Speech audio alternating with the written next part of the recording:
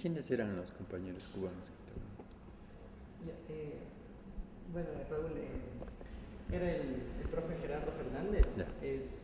Somos alumnos del Ya. profesor Gerardo Fernández, con Lourdes, mi esposa, que es cubana, que está haciendo Ya. la corresponsalía de la televisión Ah, cubana acá. Entonces ya no pudo venir, pero bueno, con la compañera también estamos, Fabián, Jimena. Ya.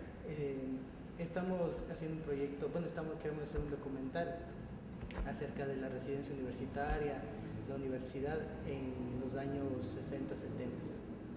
Entonces ese básicamente era el tema que habíamos solicitado. El profe Gerardo Fernández también nos habló, que conversamos con él y por intermedio de él pedimos también una entrevista. Ya. Bueno, hagámosle entonces.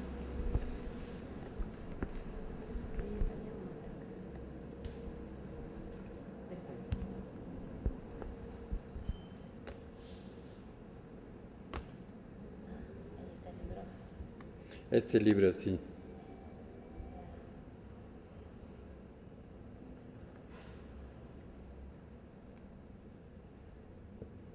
Ya. ¿Qué caracteriza a la universidad, a la central específicamente en los años 60, 70?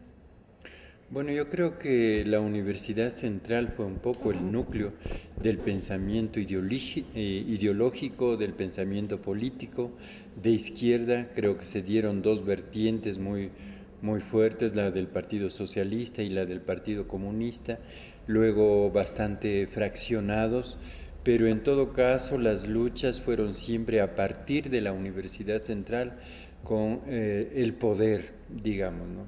Creo que ahí se forjaron gente, jóvenes, hombres, mujeres, que luego devendrían en líderes de diferentes partidos de izquierda, ¿no? Pero yo saco en conclusión que se robusteció, se enriqueció tanto el Partido Socialista como el Partido Comunista, porque había una intensa reflexión alrededor de todo lo que pasaba en nuestro país, de lo que pasaba en América Latina y de lo que pasaba en el mundo, ¿no?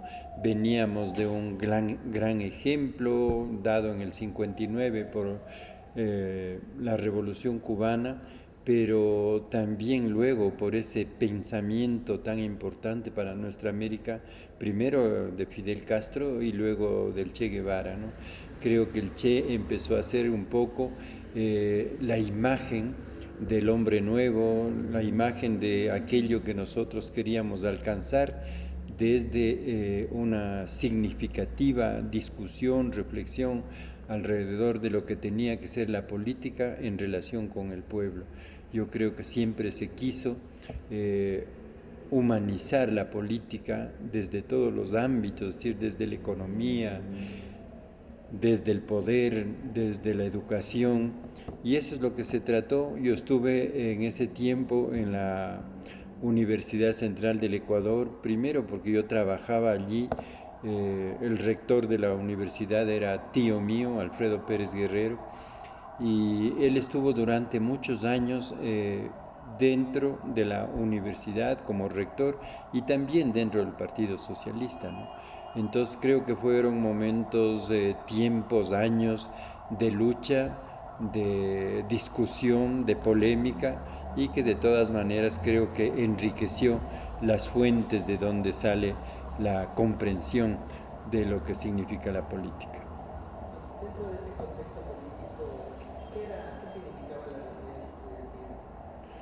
Bueno, la residencia estudiantil en ese tiempo, el director de la residencia era Milton Burbano. Me parece que era la única universidad en el país que tenía una residencia universitaria donde los jóvenes, especialmente de otras ciudades, de otras provincias, de otros cantones, iban a vivir allí. Tenían su dormitorio completamente en óptimas condiciones, es decir, no les faltaba nada. Había también el almuerzo, la comida, el desayuno. Creo que se manejaba bien en un tiempo. Luego, desde luego, fue degenerando por la política. Realmente creo que a la Universidad Central algunos partidos de izquierda, los partidos que ya sabemos hicieron mucho daño a la izquierda. Yo tengo la sensación de que ya no, la universidad ya no estaba dirigida o orientada por la CIA, por los militares, sino desde dentro mismo había una gran problemática estudiantil, una gran problemática, tanto que el MPD, por ejemplo, creo que estuvieron 2 décadas, durante 2 o 3 décadas, dentro del poder estudiantil, dentro del poder de los profesores y todo lo demás, y creo que empezó a cerrarse el círculo de aquella reflexión de la que yo hablo, porque hubieron también causas muy duras que se vivió. La residencia pasó a ser una especie de local de alguno de los partidos y eso fue degenerando poco a poco. ¿Por qué clausuraron la residencia? Justamente por eso, porque se daban muchas cosas en ese sentido, pero especialmente eran cosas políticas, no eran cosas como para decir que los estudiantes estaban con un comportamiento deficiente, estaban mal. No, la situación era política. De repente parece que se refugiaba mucha gente dentro de la residencia, no había el control necesario, la observación del comportamiento social, digamos, atinado, y creo que fue destruyéndose todos aquellos principios para los cuales fue creado la residencia universitaria. ¿Usted se acuerda, Raúl, quién clausuró la residencia? ¿Fue ninguna decisión a nivel interno de la universidad o una decisión del gobierno? No, de la universidad. Del gobierno no podía ser porque el gobierno en todo caso respetaba la autonomía de la universidad, aunque en las 2 dictaduras se irrespetó la universidad, se clausuró la universidad. Yo no recuerdo bien cómo fue la clausura de la residencia, pero bien puede ser por alguna de esas dictaduras mediocres que pasó por. ¿No se acuerda más o menos de qué año fue que se cierra la residencia? No recuerdo, creo que fue en el 73, pero no podría asegurar. Ya, ¿nos puede hablar un poco de en estos tiempos cómo sucede el asesinato al líder universitario Milton Reyes? Bueno, sucede que, como le digo, había ya luchas intestinas dentro de la universidad, formado por los 2 partidos políticos, digamos, como se decía en ese entonces, por los chinos y por los cabezones, y eso era muy bien percibido por la policía, por la CIA. Tenían en la esquina de la Universidad Central el Centro Cultural Norteamericano, el Centro Norteamericano, donde enseñaban inglés y cosas de esa naturaleza, pero en la esquina de la Universidad Central, donde ahora es la Facultad de Economía, y por eso es que se armaba una gran trifulca todas las veces en que se estaba protestando por algo. Venía la policía, muchas veces hubo unos grandes tiroteos, la policía pusieron bombas en la editorial universitaria porque eran los tiempos en que Jaime Galarza dirigía el departamento de comunicación, el departamento de Relaciones Públicas también se llamaba, dirigía un periódico que se llamaba Orientación, un periódico que trataba de decir todo lo que pasaba en el país, desde una orientación de izquierda, desde una orientación comunista. Entonces, pusieron bombas en la editorial, destruyeron la editorial, siempre llegaban tiros, siempre bombas lacrimógenas y todo lo demás, y era un momento muy efervescente realmente, ¿no? Pero que tuvo que darse en ese tiempo porque había una pelea permanente, ¿no? Ahora, en su libro nosotros desde entonces, ¿de qué forma evoca esa época? Bueno, yo he escrito algunas cosas alrededor de esa época. Este momento tengo que ir a la inauguración del encuentro de escritores que hay el día de hoy, pero yo publiqué este libro que se llama Nosotros los de entonces, donde recojo la gran literatura de mis compañeros, de Béjar Portilla, de Vladimiro Rivas, de Iván Egues, de Pancho Proaño, de Abdón Uvidia, de Carlos Carrión, de Javier Vázquez, de Jorge Dávila Vázquez, de Jorge Velasco Mackenzie, de Eliezer Cárdenas, que éramos en todo caso un grupo literario vinculado a la universidad y a las universidades, a la de Cuenca, a la de Loja, que hacíamos literatura, que participábamos, claro, políticamente también, pero que fundamentalmente hemos pasado un poco a la posteridad más como hacedores de cultura, como literatos.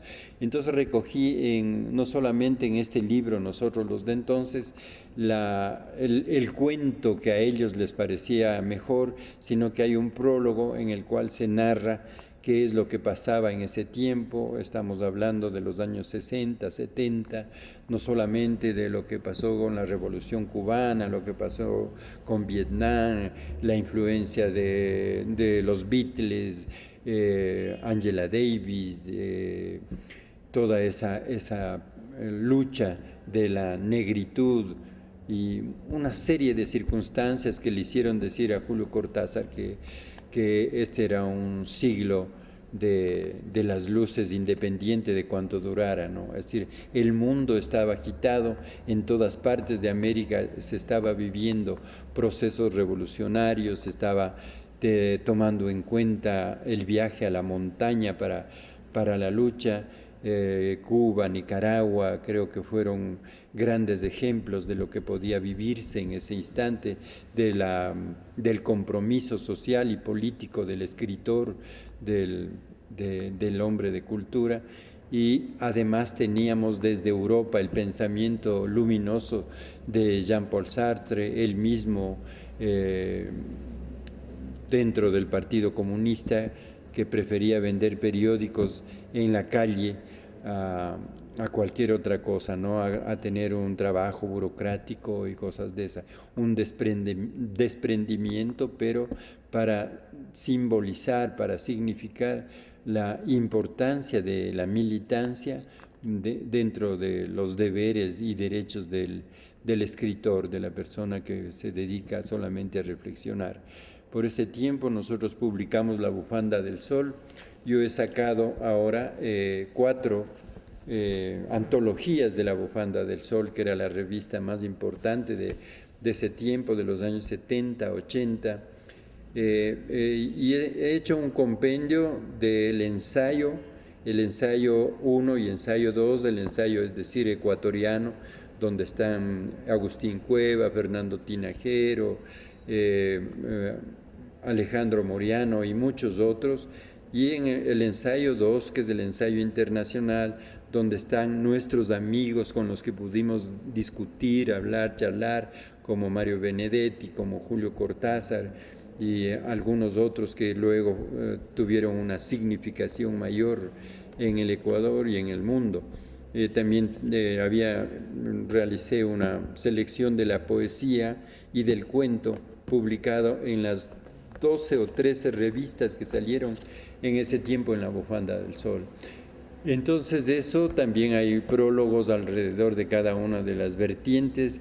Entonces eso creo que si es que ustedes leen les va a aligerar el panorama de esas décadas del 60, del 70, que fueron décadas que en todo caso cambiaron el mundo, ¿no? En todas partes, no solamente en América Latina, no solamente en Europa, sino también en Estados Unidos, con movimientos importantes como los beatniks, como los negros, ¿no? Esa actitud frente al poder, esa necesidad de reivindicar su raza, su pensamiento, su forma de vivir y de comportarse.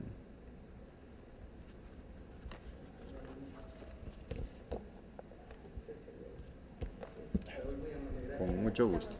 Les doy este librito. Gracias. ¿Me puedes firmar? Sí, claro. Yo tengo solo de Rocinante cuando... Mi nombre es Natalie Maya, soy representante al Comité Ejecutivo de FEWE. de la Facultad de Comunicación Social de la Universidad Central. Soy militante del movimiento José Carlos Mariátegui. Ya. El proceso de acreditación en realidad es una cosa que nos deja con muchas dudas a todos, porque no sabemos, primero, cuál es el sentido de la acreditación y segundo, cuál es el proceso que se está dando, porque ya desde hace 2 años que estamos en esto de la acreditación en la Universidad Central. Entonces, a ver, primero el sentido. La acreditación es propuesta por el gobierno de Alianza País y es propuesta con un sentido de igualar las carreras de nuestro país con las carreras de las principales universidades, una lista de universidades de calidad, de excelencia. Pero también es un proceso que se está dando en Latinoamérica, en toda Latinoamérica. Es una cuestión complicada porque en Europa este proceso se dio hace ya varias décadas y ahora en realidad vemos que no es que haya servido mucho para el intercambio de estudiantes, que era como la idea de movilidad de los estudiantes en Europa. Y ahora, sin embargo, estamos repitiendo un modelo que no ha dado demasiados frutos en otros lados.